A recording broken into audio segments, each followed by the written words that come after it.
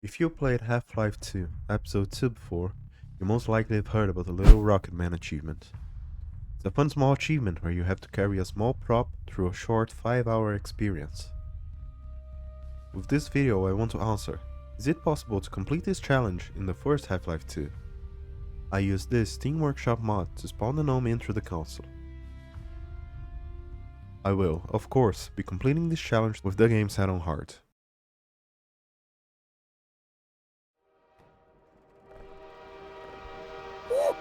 Humanity is suffering, but this walk in the park will not last. We find Barney and get sent on our way through some police quote-unquote kindness. I found that jumping while carrying Chomsky in the sections was the most effective way to keep sane, since walk speed while carrying him or any prop is atrocious. We jump through, and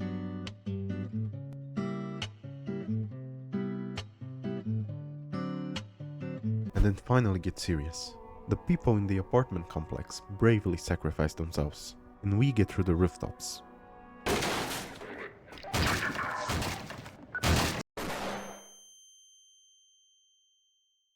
We get some help by Alex, and there I was afraid for a moment, thinking that Chomsky was lost in the fight, but he was there on the ground. We learn about teleportation, and we decide that teleporting away from this place would most likely be a good idea considering all the raids. Alex goes through first, since her life is worth less, and if an accident does happen, she'll be the cat in the scenario. She gets through, so now it's our turn.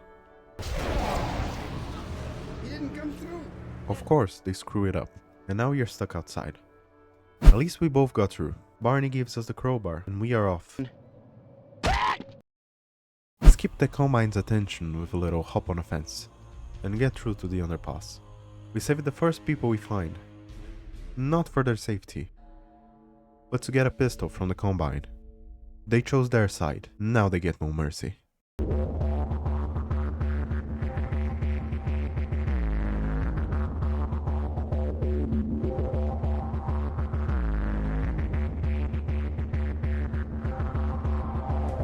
Off into the canal, we find an outpost with a Vortigaunt, now integrated into human culture. They open the way for us, and we pass through, disabling an outpost up ahead. Continuing on, we get ambushed. No issues. When I'm starting to feel good about the playthrough, we find the Hunter Chopper, the first one, and believe me, this thing will be a pain later on. Right now, it's already a nuisance. Whenever it shoots, it aims right at the gnome in our hands. Eventually though, we are bound to succeed. Now inside the sewers, we find a small resistance outpost with one man, Matt. Fights bravely by our side. Through more man hacks and a few Combine, we eventually make our way into a last rebel outpost made by one man. Clearly, the resistance is lacking in manpower. Running through Station 6. Currently bombarded with head creeps. We get into the airboat and our first hurdle in this run. No matter how much I try, there is simply no way to fit the gnome into the boat in a way you can ride it. Essentially, this run is nullified. Thankfully now, there is a solution. With this mod, we can carry the gnome through these vehicle sections, therefore being able to continue the run. Is it possible to carry the gnome through Half-Life 2? No. Can we still play through the rest of it? Definitely. Now, armed with a plastic crate, we are able to move forward into the open canal. Yeah, this will happen a lot. We continue on, taking care so that the gnome doesn't fall off, and picking him up whenever he does. The Combine shows up, and we leave the gnome behind anytime we have to get out of the boat to open something. After another section of shooting, and the gnome falling off, we get into the worst part of this challenge, with the Hunter Chopper from before. Every time it flies overhead, the gnome falls off. Every time it shoots at us, the gnome falls off. and if he does fall off, it is best to load a save than trying to pick him up again. So we need to keep up with it in order for its AI to prioritize shooting bombs. They can still mess us up, but turns out that it mostly stays on a predetermined path of flight as long as you keep up with it. If you can evade the bomb successfully, you get into a pipe section. The helicopter won't bother us here, but we need to carefully climb the pipe without the gnome falling off. If it falls off into the toxic waste, there's no getting it back. Just go nice and slow, and the gnome will be fine. We won't be fine though, cause here is another section where the chopper will keep bothering us. This one wooden ramp is a nightmare to get through, since we have to deal with all 3 previous hurdles at the same time.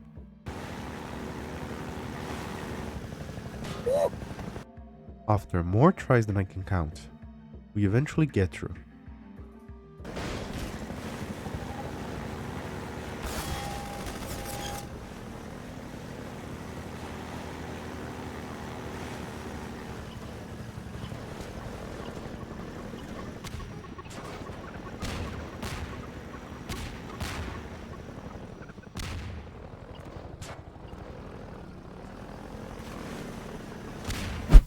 There's thankfully only one more part in this boat section we have to worry about, and it's a lot easier than the last ones. It took me a short while, but I figured out about the elevator by the warehouse and the right. By using the elevator, this part becomes a non-issue. We escape the chopper for a bit, and get into a resistance base, where we get a minigun stalled on the airboat. Now, we can get our revenge on the chopper. The Combine doesn't want us to forget them, so now we can use the minigun to get them out of our way. Finally, we get into the chopper boss fight. After a few tries I found it much easier to just drop the gnome somewhere and fight it normally, or just let it fall. Eventually, once we take down the chopper, we just search for the gnome through the general area where we last saw it.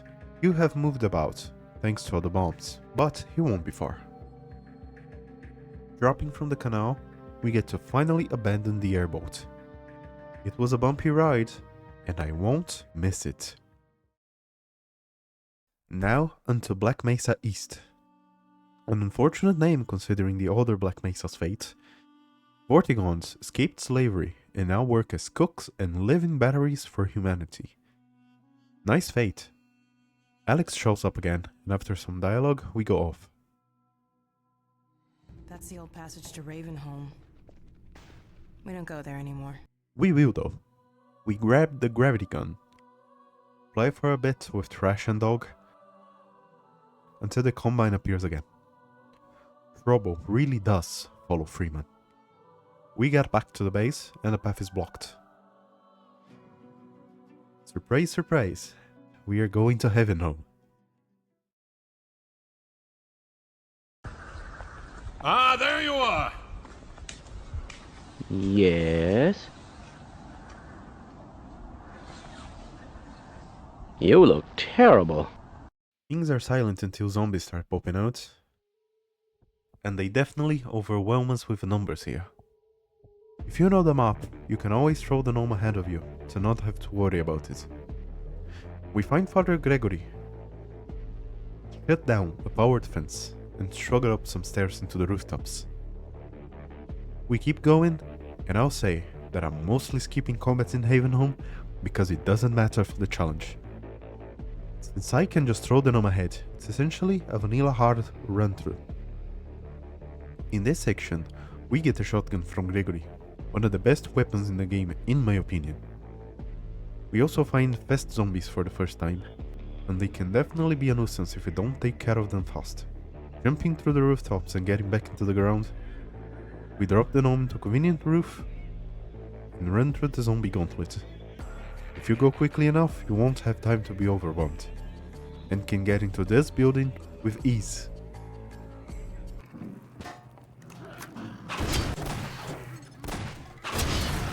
Going a bit further, we must wait for transport into the safe compound of Gregory, resisting an onslaught of fast zombies climbing the building. The shotgun is a blessing in this part.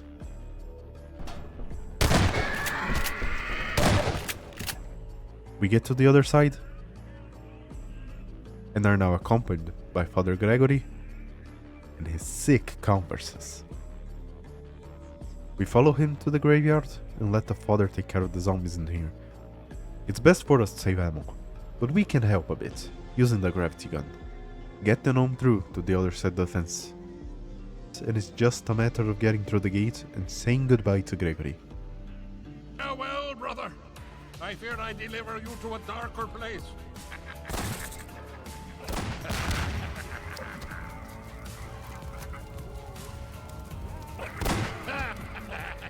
What a lad. We dropped down a hole and through a head crab's nest. After a dive, we are officially out of the Raven home area.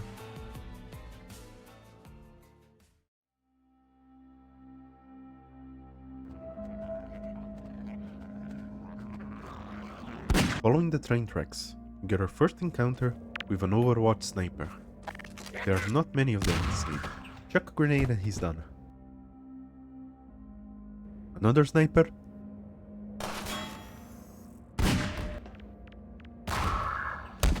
It looks like the Combine don't have a hand on the zombies coming out of Ravenholm. We help against the assault on Shorepoint base and get awarded with a scout car to traverse the ocean wasteland. Much like the airboat, we got a plastic crate to carry the gnome. And just like in there, this section will be tough. We will have to contend with anti-lions for now. Get that car up, right? Get the hell out of here! No need to say that twice. Through anti-lions the struggling Combine, we arrive at New Little Odessa. Get a rocket launcher and take out the ship. These things are tough on hard difficulty, taking 7 rockets to go down.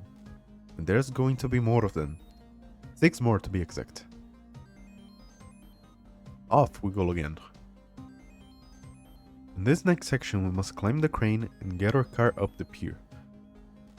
Unfortunately for me, I had low health coming in, so I kept getting killed by the anti-lions and Combine here.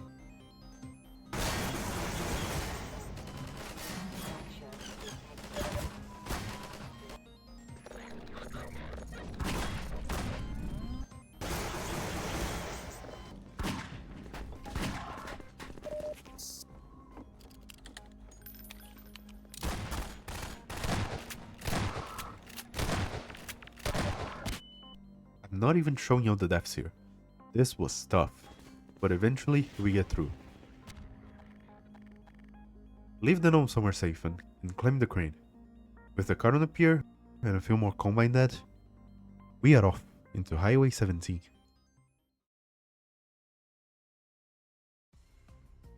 Another gunship comes up, and we need to deal with it by a car pileup.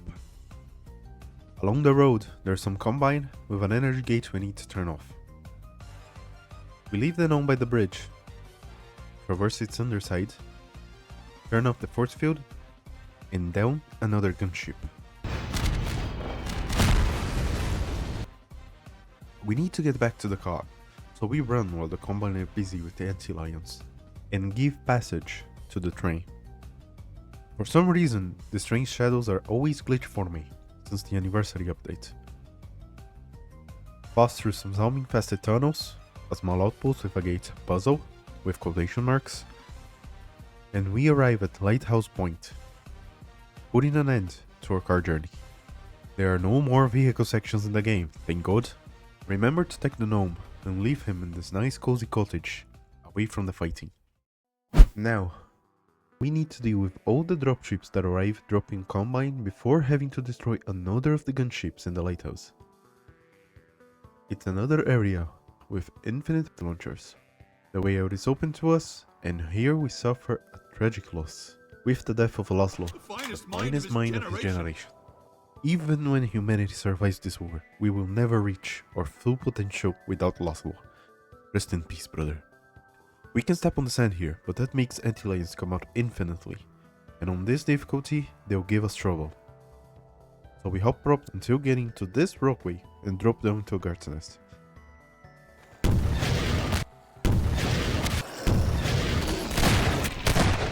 With the bug down, the fastest Vortigons alive comes to us and extracts the thyroid gland from the Antilion, giving us the ability to control them.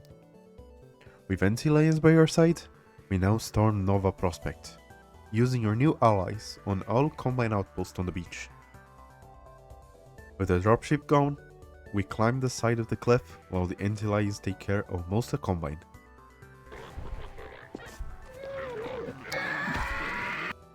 I got jump scared and getting to the Bastille after killing the zombie.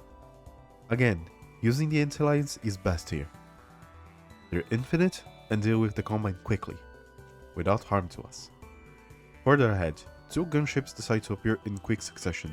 I don't know exactly what triggers the hole in the wall we need to get into, but you don't need to destroy both gunships at least.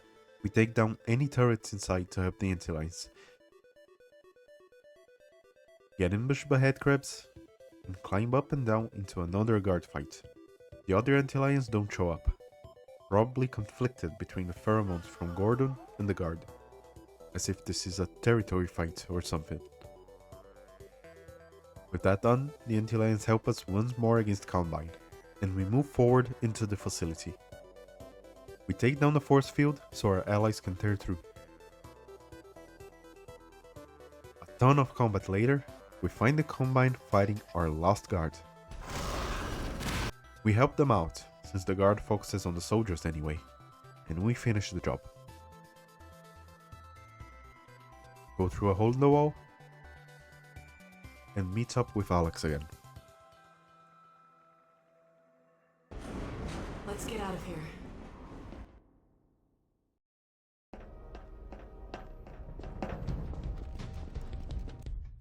Now, inside the facility, we must find Eli. So take care of the Combine, go upstairs and...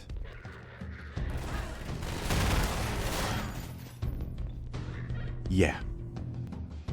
Climb again, and this time make sure to stay ahead of Alex. She's more fragile than us. With Alex safe, we can go back for the Gnome. More cutscenes, and we ditch Alex. Provent and grenade some headcrabs. After blowing our way into the Combine, we arrive at a section where we must hold against waves of enemies. We have 2 turrets and need to try to keep them up. Now, unfortunately, I fucked up. The footage corrupted, and this is the only part of the run I don't have footage for. But just after this, there's another, harder holdout section. So I hope you enjoyed that one. The second holdout takes a lot longer in comparison with the first one, and there's much less room to hide. The turrets get knocked over a lot by the soldiers, so we need to keep them up. After an eternity, Alex shows up, and we move forward. Into more cutscenes and the last holdout section. This is the same as the other 2. Set up the turrets in strategic points, and do your best to not die. Once capable, get into the teleporter, and we're off to CT-17 again. Except, we're a week late. Off we go to aid the resistance then. I swear, if Alex made just a couple more dogs, the resistance could absolutely demolish the Combine on Earth. Running ahead, we arrive at the plaza from the beginning of the game, and get our first squad of rebels to our side. Together, we gang stalk the Combine, and traversing the back alleys, we get into another group of rebels. Going through a nearby building, we go into the main street, and need to circumvent a checkpoint. Open the gate for future rebels, and continue on. Eventually, we get into a tunnel with some more rebels, who happily die to manhacks while we jump out of this area. We then hold off an attack with a turret and then pass through with the help of a resistance member. With patience, we get through this platform section and arise to get bombarded on the surface. in another rebel outpost. We fight our way until we find Alex again. In this malfounded square, we hold out for Alex to open the gate. We place a few mines around these 2 points, since it's where the Combine come from. Hold long enough, and eventually Alex will open the gate and get kidnapped, while we happily hop away into a ditch. One more time, we turn to the underground, descending into zombie-infested tunnels in order to climb again into a warehouse filled with Combine. Get the gnome through this balcony and we make our way there ourselves. Out into the streets, snipers are killing the rebels. Take them out. And keep moving to the rooftops, where we find Barney. Deal with the snipers.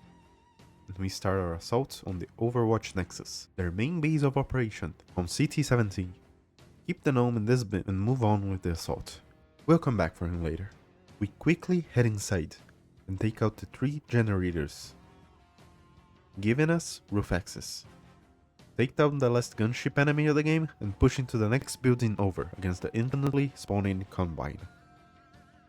Go down, and now there are Striders destroying the resistance in front of the Nexus building. Since each of them takes 7 RPG shots, we bravely run away into the other side, using the rebels as fodder.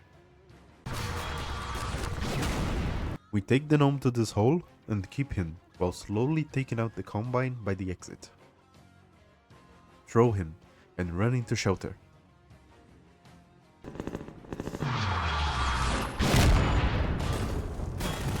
Except we're being followed. Getting the gnome through this is a nightmare, as the Strider keeps aiming at it, but throwing him always works. Afterwards, our goon squad helps with the Combine. And we keep running.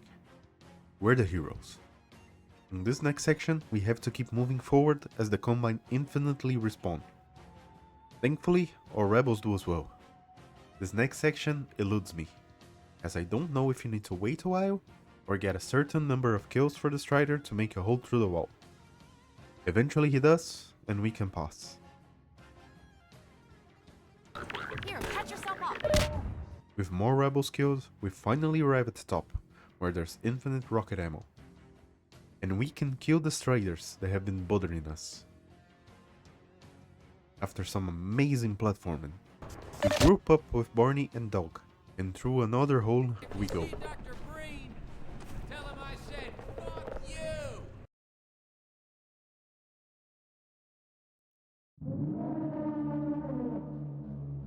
After some jumping, we get into the Citadel, last push. We quickly find our transport.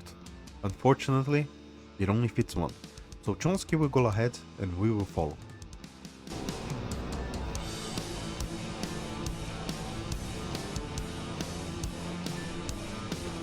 After a short ride, we get dropped into a chamber where our weapons are taken off and the gravity gun gets upgraded.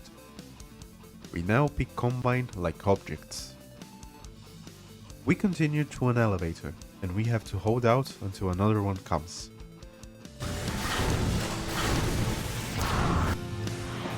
Hop on it and we slowly go up while the enemies keep shooting at us from a few openings. There's no cover, so we need to kill them fast while ascending. Eventually I realized that whenever the elevator stopped, Chomsky would clip through and fall.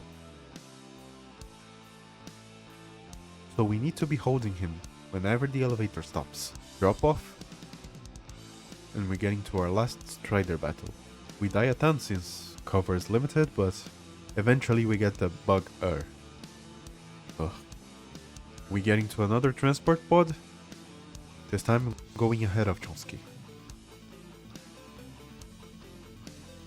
We arrive at Breen's office with Alex and Eli. Get our gravity gun stolen by Breen. Watch out, he's gonna... No! And eventually get set free. We get Chomsky, enter the elevator, follow Breen's carpeted hall, get our gravity gun back, and prepare for the end. We charge in, with Chomsky eager. To defeat Breen, you need to attack that. We tried to take out the Combine, but our focus is rushing through the obstacles. This is it. No more holdouts, holes to enter, or long cutscenes. Chomsky goes to destroy the Combine's homeworld, while we protect our own. Good luck, little man. Come on, Gordon. We've got to get out of here. Maybe we still have... Is it really that time again? In the meantime, this is where I get off.